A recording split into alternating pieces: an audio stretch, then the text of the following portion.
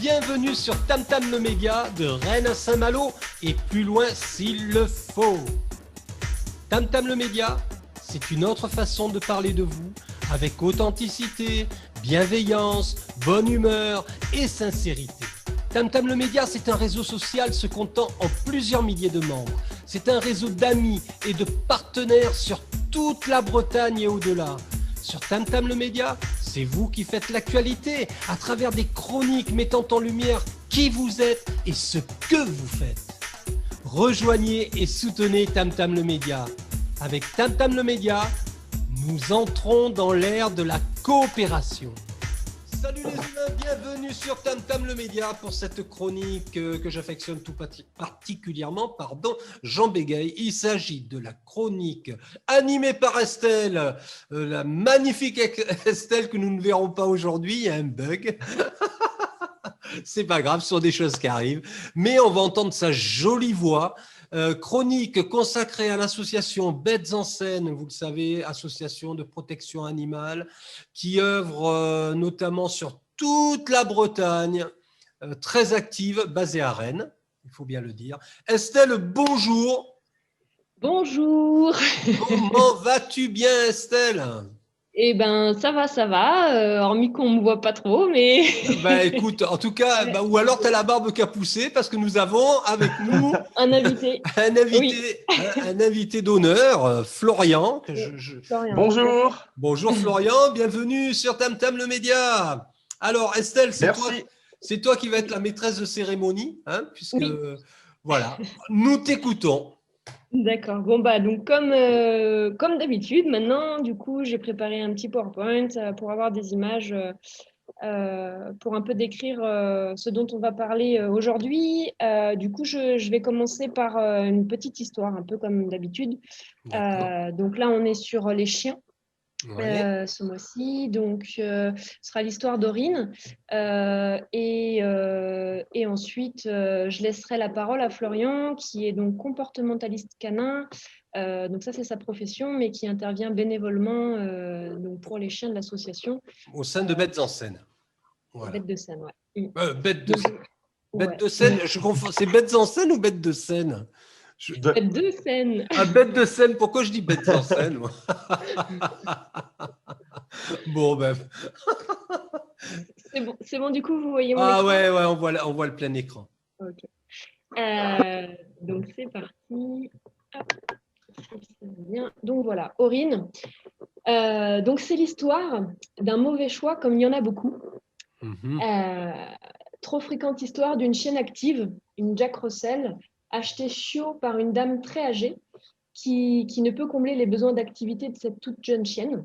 Mhm. Hélas, à 6 mois, Aurine développe des troubles du comportement importants et Mhm. commence à se mutiler non-stop en passant des heures entières à tourner sur elle-même et à ronger sa queue. Oh Donc c'est là! la photo de gauche, en fait, elle a la queue bleue. Elle sortait de chez le vétérinaire. Ah oui! Voilà, c'est parce qu'elle a un gros pansement. Euh, J'ai envie tout de suite de te poser la question, elle se mutilait pour quelle raison? En fait, justement, suite à son passage chez le vétérinaire, en fait, c'est au bout d'un an qu'elle est allée chez le vétérinaire, enfin, que sa propriétaire a décidé de l'emmener chez le vétérinaire pour. Au bout d'un an, bien. Ouais, donc elle avait 1 an et demi, quoi.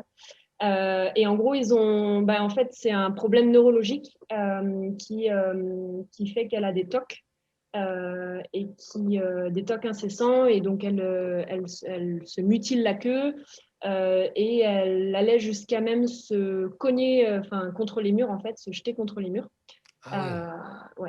Ouais. Donc en fait, psychiquement, ça va pas du tout, voilà, un gros souci à ce niveau-là. Mhm. Elle n'avait aucune interaction avec l'humain, un simple regard, et en fait, ses tocs revenaient. En fait, elle était tellement stressée que c'était très compliqué. Donc la clinique nous a appelés pour nous demander de savoir si on était OK pour la prendre en charge. Mhm. Donc l'équipe des chiens a bien évidemment accepté de prendre Aurine en charge.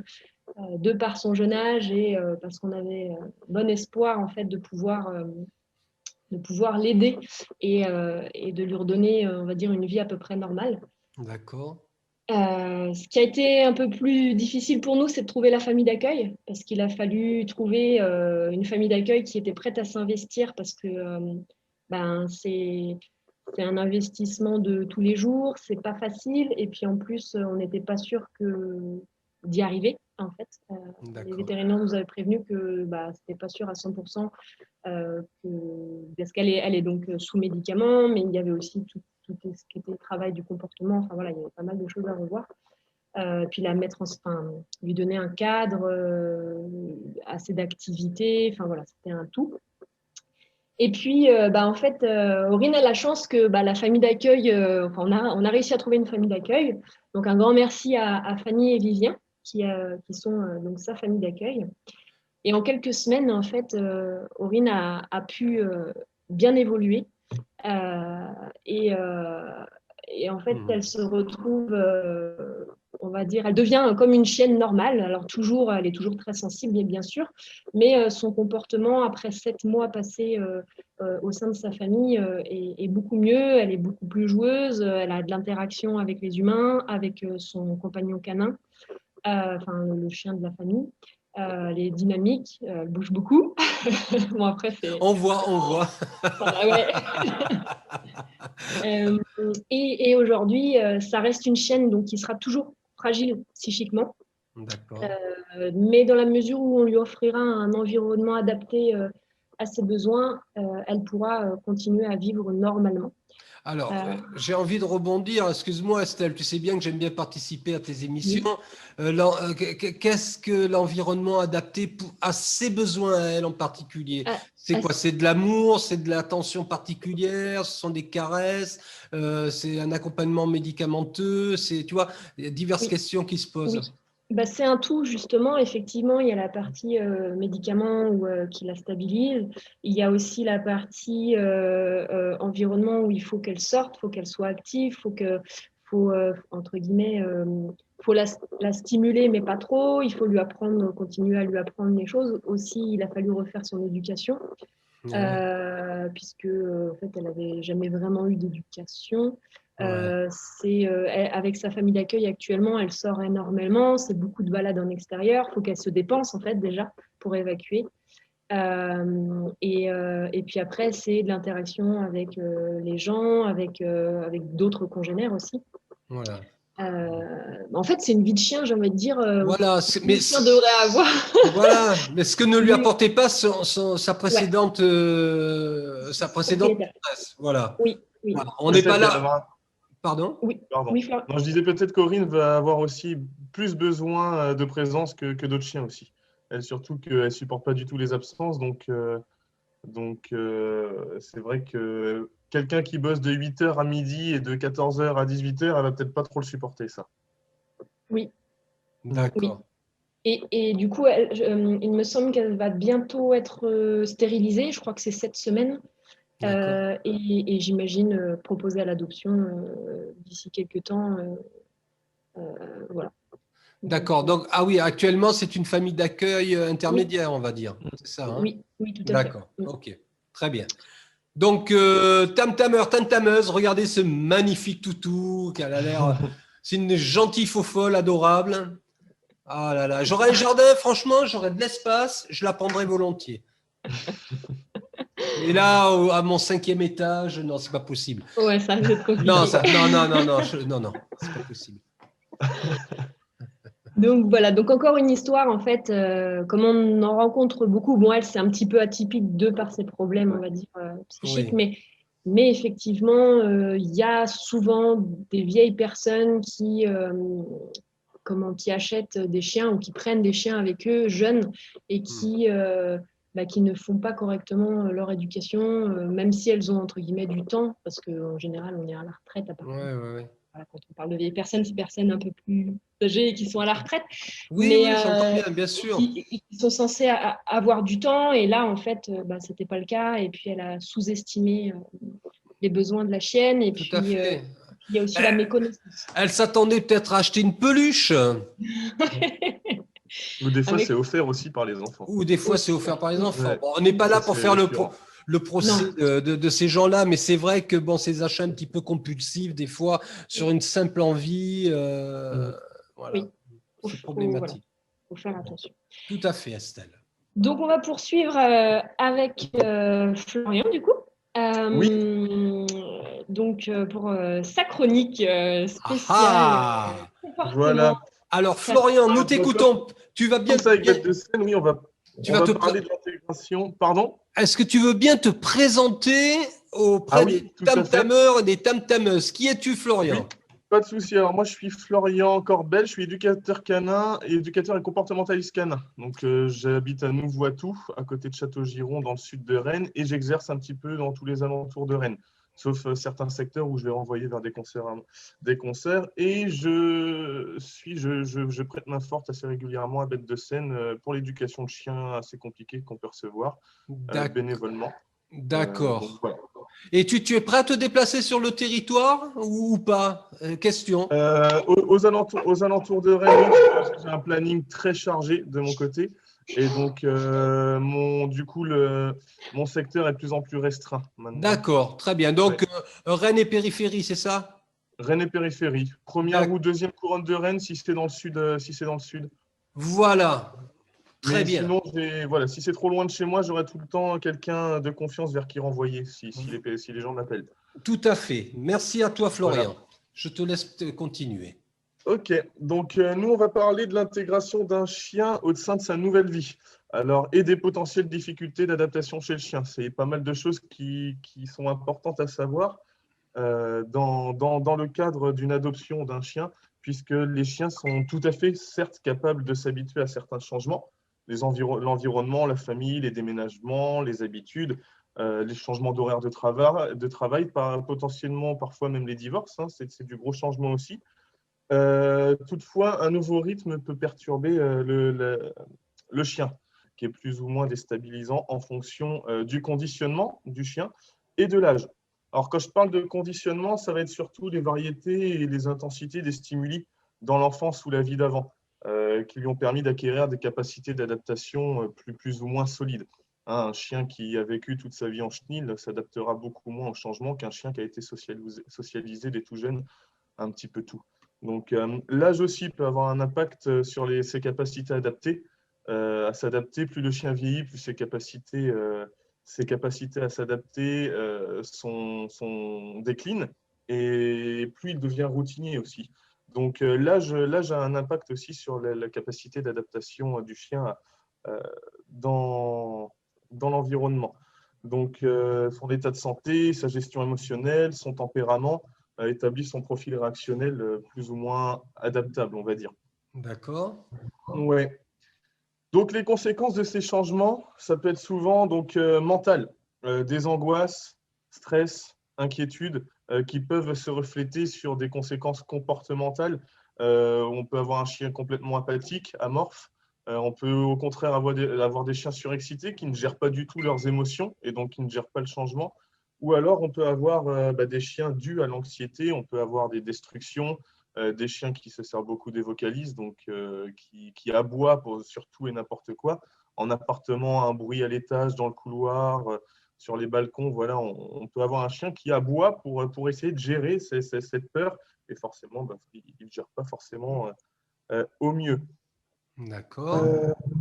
On va aussi avoir des conséquences biologiques. Souvent, c'est ce que le corps manifeste, les angoisses. Ça va être un chien qui ne s'alimente plus pendant plusieurs jours. Donc ça peut être une conséquence du changement.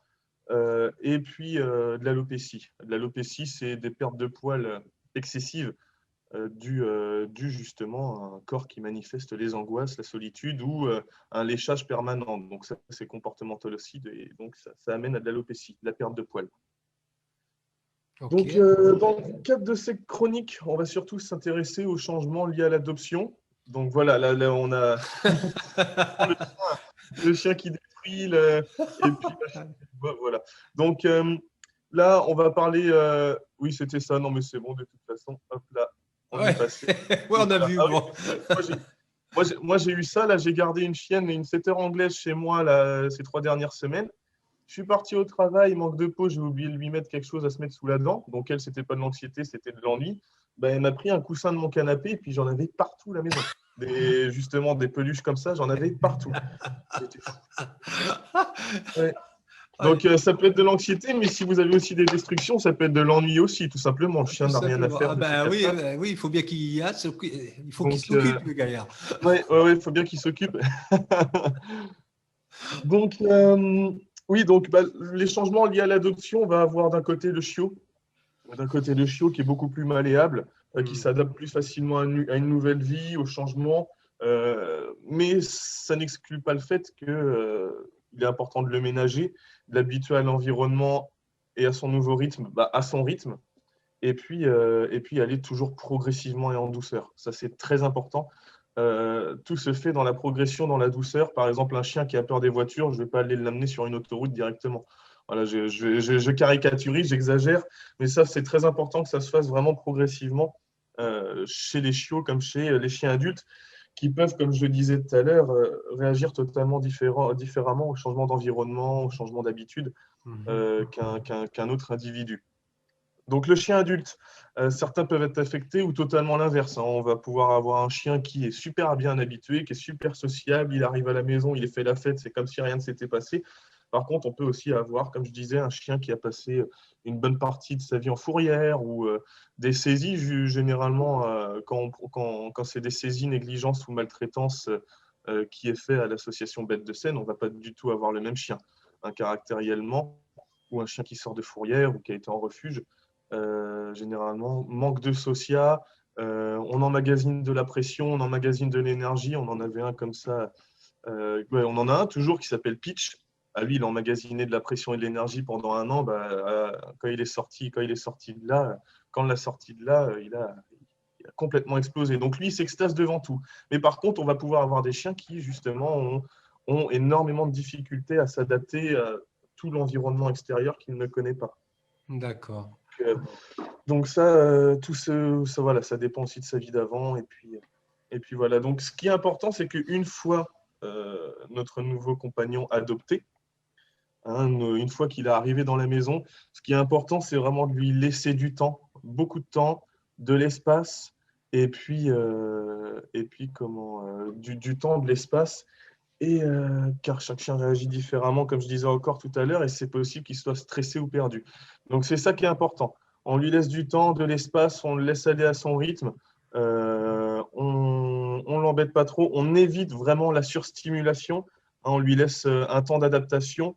On va éviter les endroits bruyants, on va lui mettre beaucoup de calme aussi. C'est important qu'il soit dans un environnement calme quand on arrive à la maison. On va éviter par exemple tous les endroits potentiellement dans les premières minutes où il est là, ou la première heure, ou le premier jour, n'importe quoi. Tout dépend du temps d'adaptation du chien. On va éviter les endroits bruyants. On a eu le Peanut, un chien qui est sorti de fourrière. Les 24-48 heures, voire les 72 premières heures ont été très très difficiles pour lui. Et un truc tout bête, ils sont arrivés, donc la famille d'accueil a cru bon, et ce qui est normal, on lui a dit gentiment, elle ne pouvait pas savoir, elle ne peut pas l'inventer, a cru bon de le laisser aller sur le balcon justement pour voir un petit peu tout ce qui se passe à l'extérieur. Et là, on a eu un Peanut qui a été, on se demandait si même il n'était pas stéréotypé. Il était très, très, très agité. Il allait partout pendant 24-48 heures. Je crois qu'il n'a pas dormi la première nuit. Il était très, très agité, et on lui avait conseillé déjà de fermer le balcon. À partir du moment, parce qu'il faisait des allers-retours sur le balcon, à partir du moment où on a fermé le balcon, qu'il était dans un endroit plus calme, qu'il n'y avait plus les bruits de voiture, qu'il n'y avait plus les chiens à passer, les hommes, le bruit environnant, là, on a eu un chien qui déjà se détendait beaucoup plus. Donc, c'est important aussi de lui mettre vraiment, peu importe la vie que le chien a eue avant, qu'on la connaisse ou pas, c'est important qu'ils aient du calme, qu'on leur laisse le temps déjà de s'imprégner de la maison. Du lieu, voilà, du lieu de vie. Tout à fait. J'ai une question, si tu me permets, Florian. Oui. Excuse-moi de te couper dans ton élan. Ah non, mais c'est bien comme ça, interactif. Alors justement, en tant que, admettons, moi je suis famille d'accueil, j'accueille un chien, voilà, qui sort de la fourrière ou d'ailleurs. Et est-ce que le fait, parce que souvent quand on a un animal comme ça, on a tendance à aller le caresser, c'est légitime, on a envie de lui apporter de l'affection. Tout à fait. Est-ce que ce surplus d'affection peut être mal réceptionné par le chien? Ouais, alors voilà, ça dépend vraiment du chien. Après, si vous avez un chien, je pense qu'on va en revenir un petit peu après. Là, si vous avez un chien qui a tendance à être hyper réactif aux caresses, qui est tout content, qui limite vous saute dessus, voilà, ça, il n'y a pas de souci. Par contre, si on a un chien qui va un petit peu vous éviter, qui va être un petit peu plus peureux, un petit peu plus perturbé, je demande généralement vraiment d'éviter la surstimulation. Donc, d'accord. Ne pas insister. Voilà. S'il vient chercher les caresses, on peut lui en donner, pas de souci dans les premiers temps.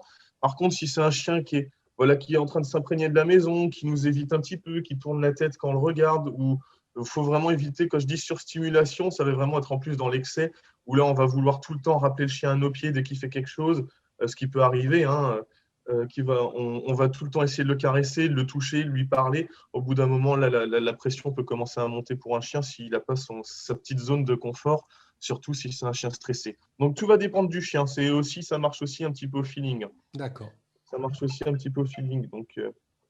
Donc voilà. Donc, c'est pour ça qu'il faut d'ailleurs du coup une transition en douceur. Ça, c'est important. Parce qu'une fois qu'il se sera adapté à la maison, ce que je conseille, c'est de lui montrer le jardin, forcément.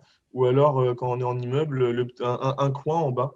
Un coin en bas de l'immeuble où on va le laisser s'imprégner, comme pour la maison. On va le laisser s'imprégner en douceur, à son rythme. Voilà, ça, c'est vraiment important. Et puis, il faudra que ça soit le coin qui s'imprègne bien là où il est à l'aise pour pouvoir faire ses besoins. Un chien ne fera ses besoins que s'il est vraiment à l'aise dans l'environnement, sauf si, oui, voilà, c'est vraiment pressé. Mais moins il sera à l'aise dans l'environnement extérieur, plus on pourra avoir d'accidents à la maison. D'accord. D'accidents de propreté, je parle. Oui, j'entends bien, j'ai bien compris. Voilà. Donc, ce qui est important, c'est aussi de le laisser aller à son rythme. Là, on voit un petit peu trop encore le propriétaire, la propriétaire qui balade son chien, et puis dès qu'il est sur une odeur, dès qu'il veut faire quelque chose, on le tire par la laisse parce qu'il n'est pas assez rapide ou autre chose. Voilà, laissez-le bien aller à son rythme, s'imprégner vraiment de l'endroit, et puis ensuite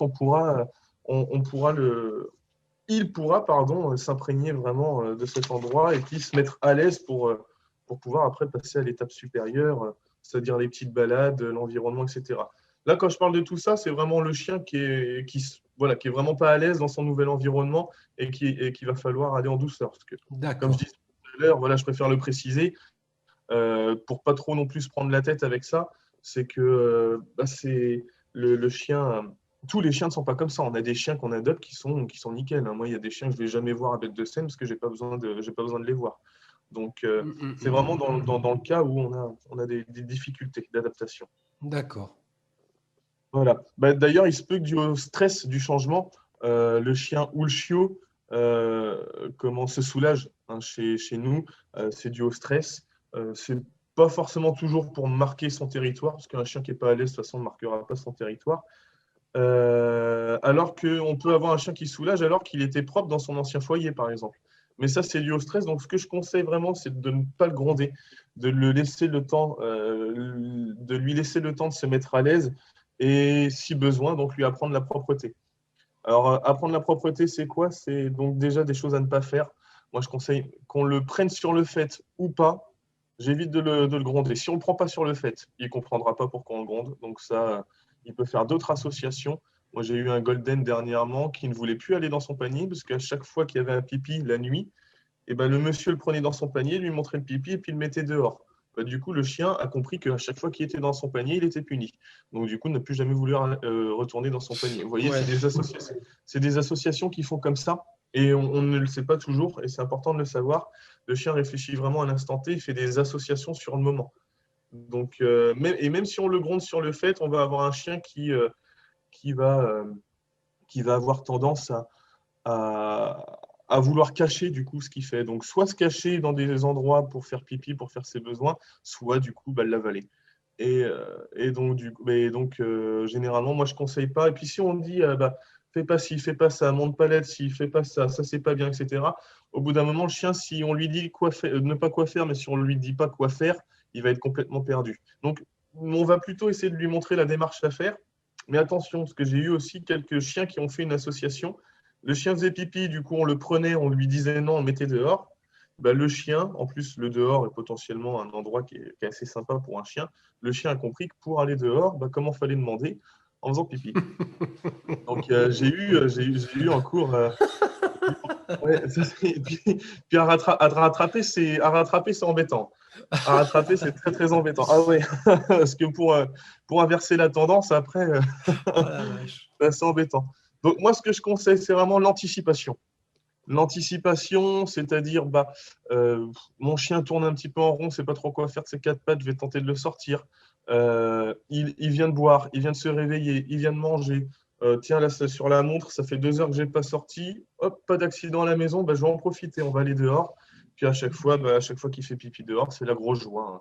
La grosse joie pour ceux qui sont assez réactifs à ça, à la joie ou des petites friandises, du jeu. Voilà, la meilleure des récompenses qu'on peut avoir à son chien, suivant le chien qu'on a.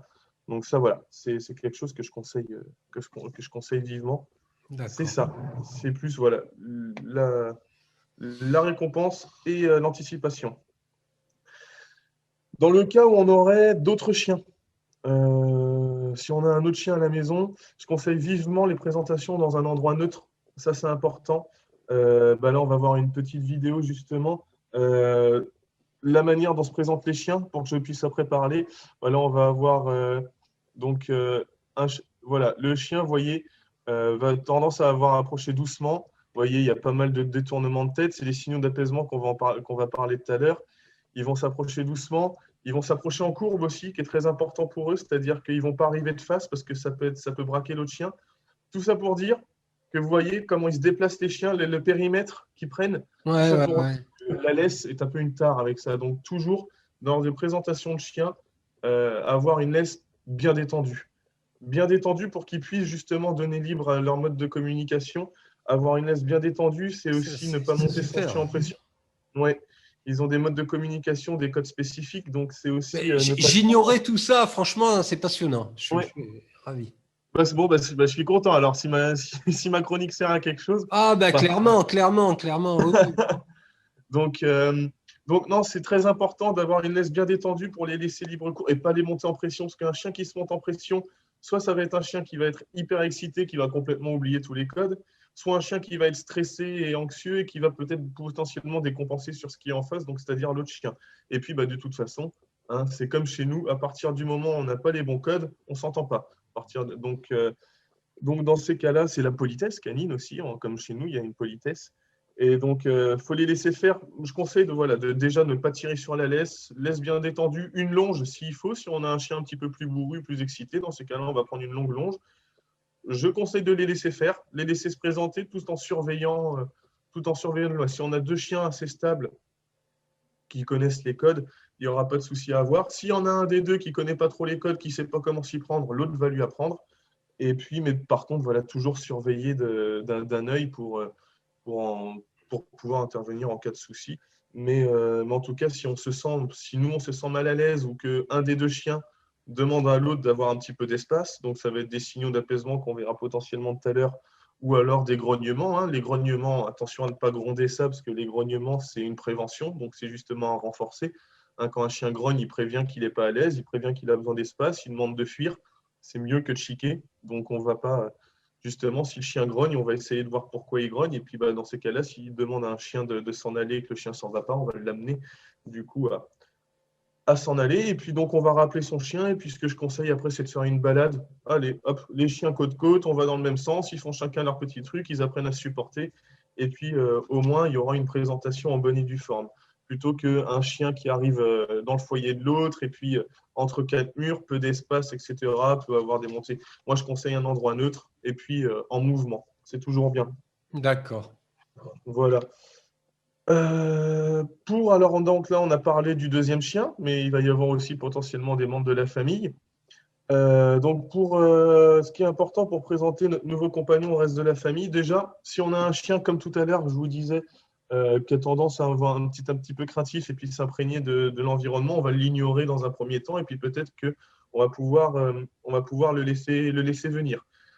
Si toutefois on veut tenter une approche, ce que je conseille, c'est comme sur la photo là où je suis, c'est vraiment de se mettre accroupi à côté d'eux et limite, on va les contourner en courbe comme les chiens ont fait tout à l'heure. Et puis, si on a un chien qui est potentiellement anxieux, on va s'accroupir à côté de lui en regardant dans la même direction et ensuite le laisser venir. Là, si on s'y prend autrement, par exemple, j'avais essayé en cours justement de pas mal de choses. Moi, si vraiment la chose à ne pas faire, c'est rester debout, à arriver avec une marche un peu speed vers le chien, de face, en le regardant dans les yeux et mettant la main sur la tête. C'est tout ce qu'il ne faut pas faire. Ça, c'est D'accord. important. Déjà, c'est pas du tout naturel pour un chien, tous ces comportements-là. En plus, le chien, bah, il est sur quatre pattes, donc il est peut-être un mètre plus proche du sol que nous. Donc du coup, bah, on va avoir une grande masse qui va arriver en nous mettant la main sur les yeux. C'est potentiellement anxiogène, c'est pas naturel. Arriver de face pour un chien, c'est pas naturel non plus, c'est potentiellement source de conflit. Et puis, bah, on va risquer de se faire soit pincer par un chien avec un caractère plus sensible, de l'irriter, soit de faire peur à un chien à caractère non, on va irriter un chien à caractère plus fort et puis on va faire peur à un chien à caractère plus sensible et ou craintif. Et donc, ce que je conseille, c'est vraiment d'adopter, voilà, déjà un comportement un peu force tranquille. On s'assoit à côté, on laisse venir. 2-3 petites friandises sont les bienvenues généralement pour faire quelques associations positives. Et puis, on va le laisser venir à son rythme. Et puis, si on veut tenter des caresses, ici, ça sera beaucoup mieux. Voilà, pour pas braquer le chien ou sur le flanc, sur le côté, mais éviter sur la tête. Vous voyez, là, sur la photo, c'est tout à fait le faciès d'un visage d'un chien pas du tout à l'aise. Hein. Les yeux plissés, la tête dans les épaules, et on voit la petite langue qui dépasse sur le museau. Lèchement de babine, c'est un code pour dire qu'ils ne sont pas à l'aise du tout. D'accord. Donc voilà, ça, on va les voir aussi tout à l'heure. Et puis, après, il va falloir les présenter aux enfants. Les enfants qui ont un comportement beaucoup plus naturel. Voilà, alors, oreille couchée, je passe juste sur la photo, oreille couchée, pupille dilatée, détournement du regard. Ça, c'est un chien qui n'est pas à l'aise du tout. On le voit de toute façon. Des fois, il n'y a même pas besoin d'essayer de détailler la photo. On le voit déjà à sa tête qu'il n'est pas à l'aise. Les enfants, il sera important que les enfants laissent de l'espace aux chiens, parce qu'on a toujours un enfant qui veut courir après le chiot, qui veut courir après le chien. Alors, on va avoir soit un chien qui va être mal à l'aise. Donc, si le chien dort dans son panier, c'est son coin, c'est sa zone de confort, on va le laisser tranquille. On va faire en sorte que les enfants n'aillent pas trop l'embêter. Si le chien fuit, même si les enfants veulent jouer avec eux, il faudra essayer de ne pas lui courir après, de ne pas le bloquer, de faire en sorte que les enfants ne le bloquent pas dans un coin pour éviter de l'irriter ou voilà, parce que c'est naturel pour un enfant. Voilà, ils vont essayer d'attraper le chien, donc quand il va être bloqué, ça va être l'occasion de le caresser ou des choses du genre. Ou alors, on va avoir un chien avec un caractère un petit peu plus bourru, et puis on va avoir un chien qui, à contrario, peut lui être harceleur avec les enfants. Donc, si le chien est harceleur avec les enfants, demande tout le temps du jeu, parce que c'est toujours plus marrant avec les enfants qu'avec les adultes, donc a tendance à sauter, à mordiller, à avoir une mauvaise gestion de l'excitation, là, il sera important d'éviter de s'agiter en retour, et pour ne pas l'exciter encore plus. Faudra lui faire comprendre qu'il n'aura rien grâce à la force, au saut, au mordillement, à la violence, entre guillemets. Donc, dans ce genre de cas, ce que je conseille, c'est si vraiment on a un chien trop prenant avec les enfants, qui est potentiellement, voilà, ça arrive hein, qu'un chien fasse mal à un enfant parce qu'il est trop bourru, etc. Si vraiment vous avez ce genre de cas, on peut aussi appeler un comportementaliste hein, autour de chez vous. Un comportementaliste en positif, je préfère, parce que généralement, il y a encore des professionnels qui ont tendance à plus essayer de calmer le chien par la violence que par la bienveillance. Donc ça c'est important de choisir son professionnel aussi. Si vous ne vous sentez pas à l'aise avec quelqu'un, avec un professionnel, il y en a beaucoup parce que je récupère beaucoup de chiens traumatisés par certains éducateurs autour de Rennes. Et c'est ce que je dis généralement aux gens, ce que je préfère dire, si vous ne vous sentez pas à l'aise avec un éducateur, si vous ne vous sentez pas, si vous sentez pas à l'aise, il y en a beaucoup qui se disent ah bah, c'est l'éducateur, donc c'est comme ça. On ne ferait pas ça avec nos enfants. Donc, on ne laisserait pas à nos enfants une babysitter qui le violente un petit peu en disant c'est comme ça qu'on éduque. Donc, si vous ne vous sentez pas à l'aise avec quelqu'un, fuyez et puis essayez de prendre quelqu'un de plus compétent. Mais surtout, si vous ne vous sentez pas à l'aise, ça sert à rien de rester. Fuyez. Donc, voilà, c'est pour ça, si vous devez faire appel à un comportementaliste, n'hésitez pas n'hésitez pas à bien vous renseigner sur lui dans le premier temps. Enfin, comment… Eh ben ça, vous voyez, c'est vrai, on avait une vidéo d'ailleurs. Ça, par exemple, tout bonnement, l'enfant, il ne voit pas de mal là-dessus. Sauf que le chien, bâillement, il cligne des yeux, pas à l'aise du tout. Vous voyez, il détourne la tête plusieurs fois. On peut le regarder encore une fois. Hop là. Le bâillement, le clignement des yeux. Le chien n'est pas du tout à l'aise ici. Heureusement, c'est un chien qui est plutôt bonne patte, qui va trop rien dire. Mais au bout d'un moment, quand il y a beaucoup de choses comme ça, beaucoup de surstimulation, on va généralement avoir un chien qui, au bout d'un moment, va peut-être forger un petit peu son caractère et puis va être un petit peu plus brusque dans ses manières de faire. Tout à fait. Ou autre. Donc voilà, c'est aussi important de savoir un petit peu comment lire, comprendre son chien. Et puis enfin, la socialisation, très importante. Une fois que le chien est bien à l'aise avec la famille, la maison, l'environnement extérieur, etc., ce qui va être important, c'est la socialisation. Alors là, j'ai bien aimé parce que j'ai mis avec les ânes. Hein, ça, c'est des trucs bêtes, hein, mais j'ai beaucoup de gens qui ont des ânes autour de chez eux et puis que le chien, à chaque fois qu'il les croise, commence à partir en vrille parce qu'il ne connaît pas, ça lui fait peur. Mine de rien, si on socialise, on socialise un petit peu le chien avec tout l'environnement autour, progressivement, après, ça pourra que aller mieux. Voilà, si votre chien est réactif, par contre, à certains stimuli, je conseille aussi un comportementaliste. Voilà, le chien qui se jette sur les voitures parce qu'il en a peur ou d'autres choses. N'essayez pas de gérer ça tout seul. Faites appel à un comportementaliste qui saura vous aiguiller, vous guider, vous apprendre et puis gérer un petit peu les craintes de votre chien. Mais voilà, n'essayez pas de prendre la chose généralement en main parce que des fois, si on s'y prend mal, c'est assez subtil comme thérapie à faire. Donc, si on a tendance à s'y prendre mal, on peut empirer le cas parfois. Donc, voilà. Donc, là, je voulais parler aussi des signaux d'apaisement, du coup. Voilà, j'en parle un petit peu depuis tout à l'heure. Pour mettre au mieux en place tout ce que je viens de citer, je trouve judicieux et même super important de comprendre son chien, d'arriver à le cerner et d'arriver à lire et comprendre ce qu'il veut nous dire. Comme je le dis souvent, comme je dis très souvent d'ailleurs, le chien parle, mais seulement à ceux qui savent écouter. Et donc, c'est pour ça que là, j'ai pris ça, j'ai trouvé que ce document était super. C'est de la SPCA à Montréal. Je crois que c'est une grosse association aussi, un petit peu comme la SPA en France. D'accord. Ouais, et donc, c'est à Montréal, au Canada. Oui, oui.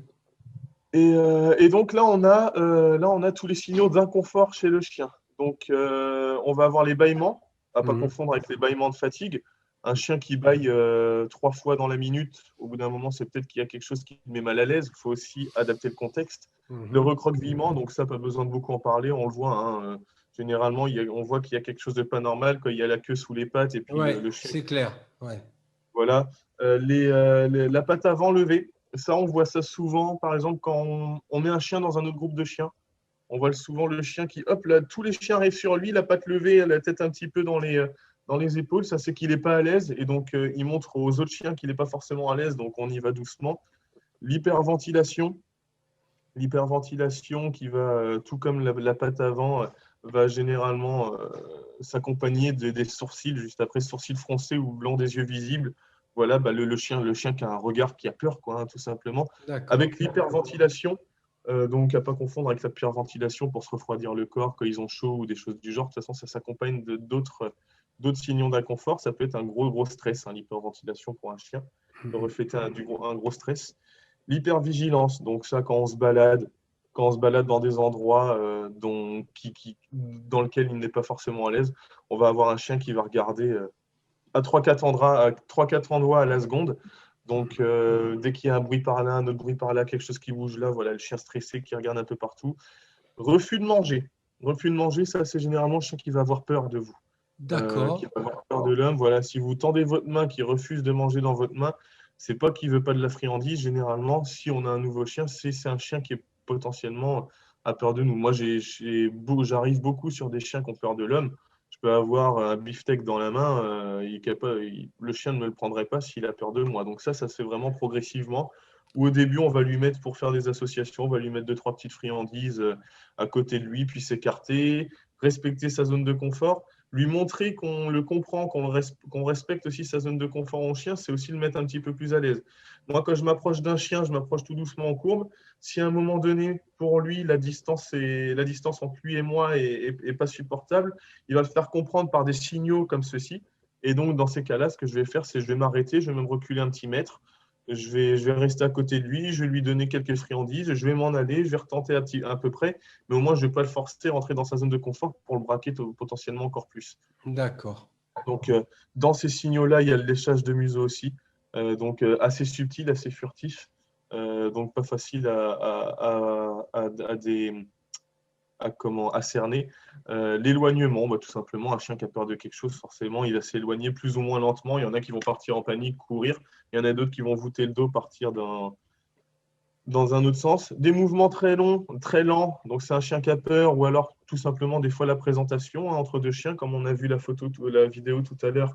Le chien peut avoir des mouvements très lents pour rassurer, pour ne pas faire de mouvements brusques, pour aller calme, force tranquille, etc. Et puis les déplacements exagérés, comme on voyait avec Peanuts ou même Maureen, je pense qu'elle en a beaucoup lors de contrariétés, déplacements exagérés. Donc, je suis stressé, je ne sais pas trop où me poser, je ne sais pas quoi faire de mes quatre pattes, et puis je vais un petit peu à droite, à gauche, à droite.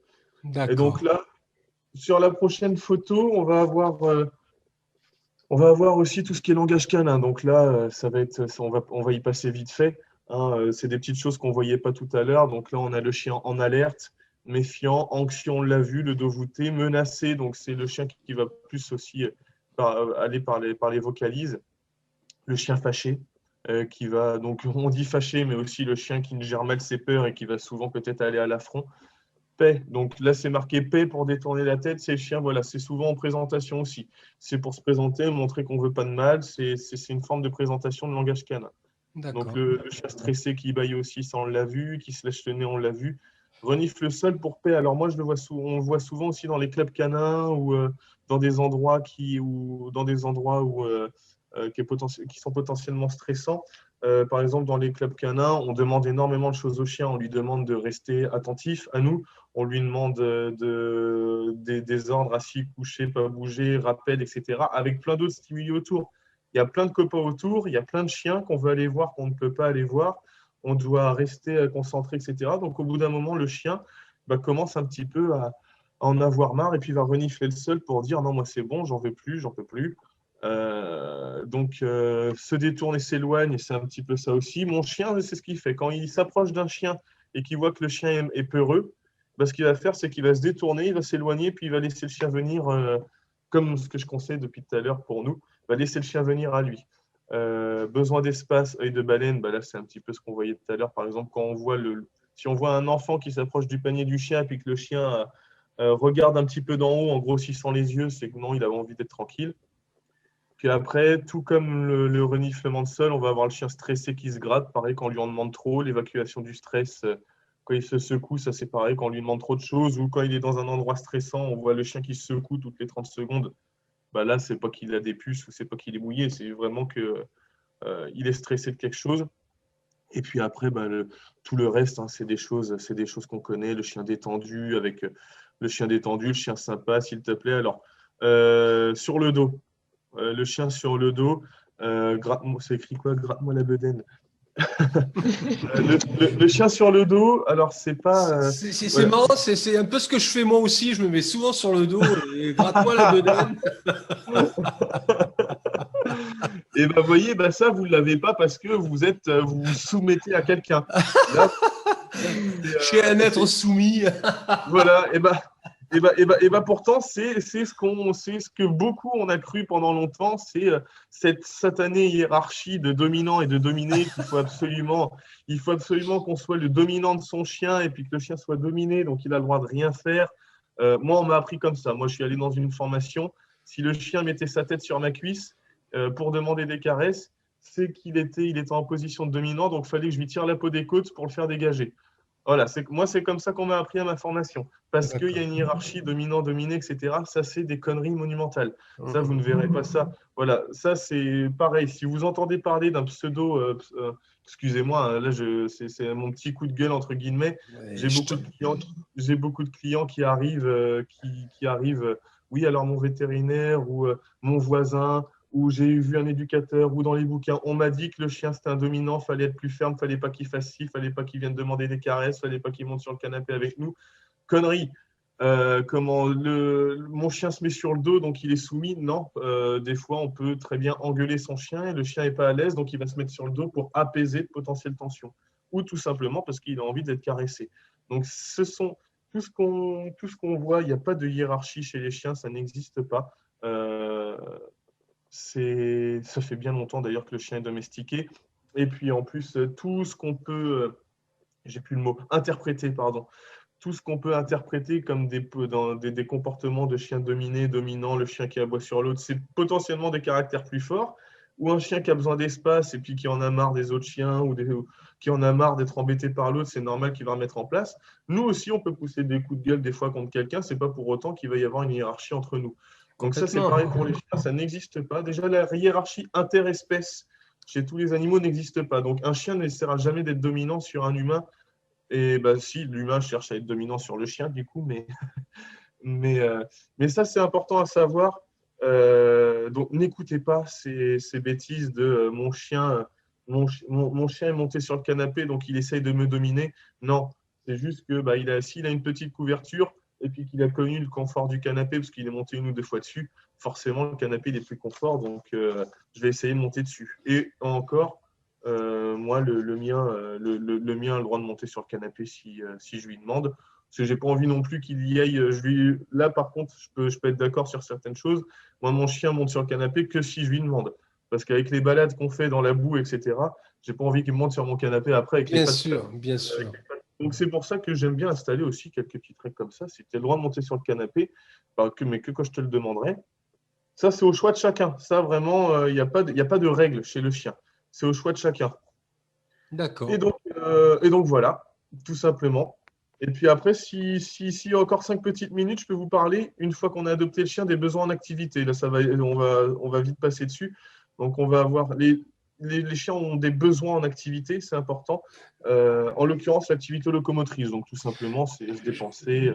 D'accord. Je voulais juste intervenir. Estelle, tu m'avais pas dit qu'il était du Sud. Il est bavard comme un sudiste. Non, mais je suis du Sud. Je suis du Sud, moi. Ah oui, d'accord. Et ben non, moi je suis breton. On est bavard aussi en Bretagne. Ouais, je vois bien. Non, passionné, t'es passionné. En fait, oui aussi, oui. Voilà, t'es carrément passionné. Ouais, c'est bien. Ah ouais. Alors donc, tu disais, je me suis permis de. Ouais, non, mais il n'y a pas de souci. C'est votre radio. C'est mon média. Oui, votre média, pardon. Non, mais du coup, on va avoir l'activité locomotrice, donc c'est tout simplement se balader, se dégourdir les jambes, courir, etc. On va avoir l'activité par le jeu, qui est très très importante pour le maintien de la relation de complicité, pour la santé mentale du chien, pour le relationnel, très très important le jeu, que ce soit entre chiens ou avec l'humain. L'activité olfactive, ça c'est une des activités pour moi qui est la plus importante chez le chien. L'activité olfactive, donc c'est comment renifler. Renifler, parce que le chien voit 90% du monde avec son flair. Et ça, on voit trop souvent les propriétaires qui tirent sur leur chien parce que le chien est en train d'être sur une odeur ou autre, ou le propriétaire qui, un petit peu pour se la péter, va avoir le chien marche au pied, tête haute, toute la balade. J'ai eu un chien dépressif à cause de ce genre de comportement. Et donc, le chien, c'est le prémisse de la socia. C'est vraiment c'est le prémisse de la socialisation. Et puis, c'est pas parce qu'on a un jardin de 2000 mètres carrés qu'il ne faut pas balader son chien, ça c'est important. Maintenant, les gens le comprennent un petit peu mieux avec les confinements. On a vite vu que 2000 mètres carrés, ça pouvait. On avait vite fait le tour. Donc voilà, les balades sont très très importantes. L'activité alimentaire qui est importante parce que maintenant, avec en plus la démocratisation de certaines races, berger ou chiens de chasse, on a de plus en plus de potentielles petites bêtises parce que les chiens s'ennuient. Et puis ça passe aussi par l'activité alimentaire. Le chien, généralement, on lui met sa gamelle, au bout de 15 secondes, c'est fini, puis il ne sait plus quoi faire de ses 4 pattes. Donc moi, mon chien, je lui mets toute sa gamelle de croquettes dans l'herbe, par exemple, par temps sec. Ça stimule ses sens, ça l'aide à réfléchir, à se concentrer, etc. à chercher. Ou alors, on a sur la première photo un jouet qui s'appelle le pipolino. Donc, on règle les trous en fonction des croquettes et puis il doit le faire rouler, le bouger dans tous les sens, ou le tapis de fouille à droite. D'accord, d'accord. Voilà. Donc, quand tu dis tu vides tu la vides carrément la gamelle dans l'herbe. Ah bah ouais, dans l'herbe. Je mets partout dans l'herbe. Comme Ouais, ça. tu étales, ouais. Ouais, c'est ça. Il met un quart d'heure à chercher là dans le petit jardin et puis il reste 3 autres quarts d'heure pour voir s'il en reste bien pas. vu, bien Donc, vu. donc ça, c'est pas mal de petites astuces. Après, voilà, on ne va pas s'éterniser là-dessus. Mais vous pouvez avoir plein de tutos sur YouTube maintenant, des idées d'occupation pour votre chien, et que ça soit aussi l'activité intellectuelle, qui est une des plus importantes. Donc là, on va passer d'abord à l'activité masticatoire.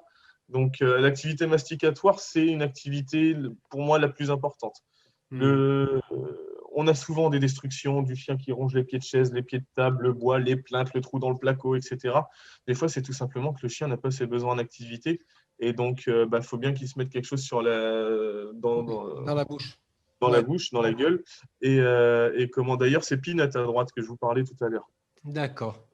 Et donc, ça a des bienfaits, la mastication, qui sont d'ordre de santé. Donc, la santé bucco-dentaire, c'est très important. Pour le tartre, mon chien, il a 6 ans, il n'a pas un pet de tartre. D'accord. Ouais, et donc, ça a aussi des bienfaits mentaux. Ça réduit le stress, l'anxiété, l'ennui, les mordillements, l'obsession alimentaire. Ça réduit les angoisses aussi. Donc, le stress, l'anxiété, c'est pareil, les angoisses. Et puis c'est une bonne dépense énergétique. Mine de rien, ça ne remplace pas la balade, mais 1 heure de mastication peut équivaloir à 2-3 heures de balade assez facilement. D'accord. Donc, pour ça… Oui. J'avais une question à te poser qui est peut-être plus ou moins en lien avec ça, mais j'ai une amie qui a été confrontée à un problème. Elle s'est retrouvée avec un os dans le jardin. Visiblement, c'est un voisin qui lui a balancé l'os à son chien. Elle a un gros chien, je ne sais plus quelle race, mais un gros chien. Et est-ce qu'il y a des os, des catégories d'os qui sont qui sont dangereux justement pour les chiens? Alors, concernant tout ce qui est digestif, j'aurais pas trop envie de dire de bêtises, donc n'hésitez pas à vous renseigner auprès de votre vétérinaire. Mais par contre, c'est vrai qu'il y a potentiellement des choses, que ça soit vendu en magasin ou chez le boucher. Déjà, je vais éviter vraiment les os cuits, surtout de poulet, qui vont casser en pointe, qui vont abîmer le système digestif du chien, donc que ce soit de l'œsophage jusqu'aux les intestins, ça peut abîmer beaucoup. Et puis, des fois, si vraiment les gros os, on a une mastication excessive là-dessus, il y a eu plusieurs problèmes d'obstruction intestinale, parce que ça fait de la poussière qui va se refaire un plâtre au niveau du système digestif, ou alors on peut avoir des particules dans les poumons aussi. Il y a eu quelques cas dans ce genre. Et puis, attention aussi à ce qu'on vend au magasin, regardez bien la composition, parce qu'il y a de la sacrée saloperie aussi parfois. Donc, si vous êtes autour de Rennes, n'hésitez pas à m'appeler, parce que justement, comme je prône beaucoup cette activité, je vends beaucoup de choses de type 100% naturel, sans conservateur, sans additifs, sans colorant, type boîte de cerf, fromage pour chien, boîte d'un, corne de buffle, sabot de veau. Je vends plein de trucs comme ça, donc n'hésitez pas à m'appeler si vous avez besoin autour de Rennes. Et puis ensuite, on va avoir, pour finir, après on a fini, l'activité intellectuelle. Donc ça, c'est apprendre des choses déjà à son chien. Ça, c'est important d'apprendre… le laisser réfléchir. Moi, j'essaie de lui laisser 2 portes de sortie. Donc, voilà, pour plus d'explications, il ne faudra pas hésiter à appeler un éducateur ou vous avez encore plein de tutos sur YouTube. Mais laisser réfléchir son chien. Par exemple, moi, je lui mets une croquette devant le nez, je ne lui dis rien. Je vais attendre, au lieu qu'il essaie de me la prendre dans la main, je vais attendre qu'il me propose autre chose de lui-même. Ça, c'est important de laisser réfléchir parce que c'est crevant et puis ça permet au chien de se canaliser, de se gérer, d'apprendre à gérer ses émotions, ses excitations, ses frustrations, sa patience. Et puis, vous avez plein de jeux éducatifs que vous pouvez trouver un petit peu partout. Donc, des jeux comme ça, ou alors tout simplement cacher des friandises dans la maison, voilà, pas mal de petites choses qui vont faire réfléchir votre chien et puis l'aider à se canaliser. Et puis, après, pour tous ceux qui adoptent un chien, bonne continuation. Et puis, j'espère que au moins, je vous aurai aidé un petit peu pour ceux qui regardent ou qui écoutent. Voilà. Alors, j'ai encore une question à te poser, si tu me permets, Florian. Alors, les friandises, c'est quoi? Parce que depuis tant l'heure, j'entends petites friandises. Oui, alors friandises. Vous avez soit des petites friandises d'éducation qui ressemblent à des petites croquettes dans les animaleries. Donc, ça peut être, par exemple, la marque. Bon, je sais pas si j'ai le droit de dire une marque. Tu peux, c'est pas une radio aussi, hein, c'est une Ok. initiative personnelle, donc on peut annoncer. Ouais, d'accord. Oui, ok. Donc, c'est la marque Trixie. D'accord, La marque Trixie, c'est 100% viande. Leurs friandises, elles sont très bien. d'accord. Et puis, comment moi, sinon, je travaille pas mal au cervelas, à la knacky, au bout de fromage.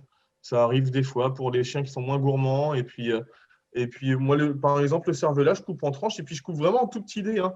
Ouais, C'est pas ouais, la quantité qui est importante, c'est la récompense en soi. Donc, c'est d'accord. plein de petites choses. Sinon, si on a un chien gourmand, ça se trouve, ses croquettes à lui suffiront. Très Donc, bien. voilà, tout ce qui l'intéresse, du moins. Bon, là, franchement, on a eu une super chronique. Bon, elle était sur la longueur, mais ça valait le coup, hein. Bon, c'est gentil, mais oui, figurez-vous que c'était ce matin ou hier, je ne sais plus, je dis à Estelle, j'ai regardé ma chronique, je crois que ça va faire long. Elle fait, oh, mais de toute façon, les gens aiment bien avoir des conseils gratuits. Qu'elle m'a dit, c'est vrai. Ah, mais là, Je crois- là, ils vont être gâtés. Non, mais je sais à Elle qui fait, je vais j'ai dit, hein, mais je crois que ça va être long. C'est J'ai pas un grave. doute. C'est pas grave, c'est J'ai pas grave. préparé un petit Je, truc je avant quand vais, même. Donc, je vais les motiver, de toute façon, parce que dans mon réseau, j'ai quelques personnes qui adorent les animaux et qui sont dans la protection animale. Ils vont se faire un plaisir de ouais. l'écouter. Et puis voilà, puis les gens, ils peuvent zapper. C'est l'avantage de ce genre d'émission. Tu peux avancer l'émission si tu vois que le sujet Oui, c'est ça. t'intéresse pas. Oui, c'est pas du direct. Donc, Voilà, tu peux prendre, tu peux la réécouter, voilà. En tout cas, ben, moi, j'étais ravi de faire ta connaissance. Et puis, moi aussi. si à Moi l'occasion aussi. tu as encore envie de t'exprimer ben, à travers Bête de scène notamment, puisque quand même c'est la chronique de Bête de scène. Ouais. Et puis Estelle, on a été ravis de te revoir. Et attends, parce que je n'ai pas terminé, moi. Mais je sais, mais je te charrie. On ne me voit pas, mais j'ai encore des choses à dire. Vas-y, à toi l'honneur, Estelle, on t'écoute.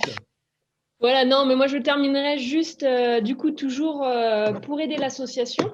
Ben oui, ben oui. C'est toujours un peu le mot de la fin. On a toujours notre vente de calendrier. Donc là, qui est passé en don libre, puisqu'il nous reste encore du stock et qu'on arrive fin janvier. Donc, si les gens sont intéressés, ne pas hésiter à nous appeler, D'accord, nous contacter par Facebook, principalement, donc sur Bête de Seine Rennes. d'accord, Voilà. Et puis, toujours les mêmes choses. On a le parrainage des animaux ou les dons par notre site internet. On a Teaming, 1 euro par mois en regroupant, en nous rejoignant sur Teaming et en faisant partie du groupe. C'est investir 1 euro par mois. Il y a le moteur de recherche Lilo, où on progresse et c'est super cool parce qu'on est à plus de 1 000 euros Ah oui, cumulés. On arrive bientôt à 1 200 et en gros, en un mois, on a fait plus de 200 euros. Donc, merci à tous ceux qui super. participent. C'est chouette. Ouais, c'est chouette. On a Terracycle, Hmm. où Gilles devrait faire un envoi d'ici peu de temps. J'ai vu passer ça, oui, j'ai vu passer. Et il a même vu que j'ai balancé un post sur mon réseau de quelqu'un d'autre qui faisait aussi de la récup. Et Ah oui. il a mis un petit commentaire. Ah, la concurrence. Ah ben oui, ben. Ah bah oui. Ah bah non, mais après, c'est le jeu. Plus on est, mieux c'est quand même, hein, pour Oui, prendre soin de la planète. Et Tout à fait. c'est un peu le but, hein, aussi. Ouais. Voilà. Et Bien. puis, Oui, et le puis mois prochain, du coup, là, ce sera les chats, avec l'histoire de JPEG. ouais, c'est marrant. J'aurai une invitée, donc Aurélie, qui est bénévole active de l'équipe chat Chouette. et qui est assez spécialisée dans les chats. On D'accord. n'a pas de comportementaliste pour les chats professionnels et je ne sais même pas si ça existe d'ailleurs. Si ça existe. Si ça existe, ouais, d'accord. Il y en a très peu. Ouais, parce que c'est pas répandu en tout cas. Peut-être que là, j'arriverai à parler de bien-être naturel pour les chats, parce que là, j'ai squeezé parce que je savais que ça allait durer trop longtemps sinon. Et puis, toujours les moyens de nous aider. Voilà, je ferai un petit rappel. Donc, merci à tous pour votre écoute. Très bien. Alors, je te passe un message, Estelle. Si Oui. vous aviez besoin de faire un coup de projecteur sur quelque chose, ou annoncer quelque chose en particulier, n'hésite pas, on peut faire une spéciale. D'accord. Tu comprends ce que je veux dire? Il y a Oui. votre chronique mensuelle, mais on peut faire une spéciale. Moi, je me D'accord. l'accorde avec Tam Tam le Média. Quand j'ai envie de parler de quelque chose en particulier, je fais un hors-série, si tu veux. Tu vois, Ouais. avec mon magazine. Donc, c'est valable aussi pour Bête de scène. D'accord. Ok. Bah, c'est gentil. Voilà. Merci. Parce que des fois, je vois passer des infos qui mériteraient vraiment un coup de projecteur. Voilà, c'est juste, c'était une idée D'accord. que je soumettais. Ok, c'est gentil. Merci. Pas de problème. Voilà, bon, ben, je crois qu'on a fait à peu près le tour de la question. Florian, merci. Merci. Merci à vous. Merci beaucoup. Estelle, j'étais ravi de te revoir uniquement Oui. par l'audio. Et puis, oui, moi aussi. ben ouais, ben écoute, on te donne rendez-vous le mois prochain en images et son, j'espère, cette fois-ci. Oui. Je vais aller acheter une webcam à côté là parce que je pense que ma web a dû me lâcher. Ben, tu verras bien. Ouais. Tu as le mois pour tester. Et puis, Voilà. ben voilà, je rappelle aux tam-tameurs et aux tam-tameuses de soutenir Bêtes en scène, qui est une association qui a vraiment besoin de votre soutien. Et comme indiqué à la fin de cette vidéo, vous avez plusieurs possibilités pour soutenir l'association. Voilà. Les humains, je vous embrasse, les animaux aussi d'ailleurs. Et je vous dis au mois prochain. Au revoir. Au revoir, Merci salut. beaucoup. Au revoir Florian. À bientôt. Salut.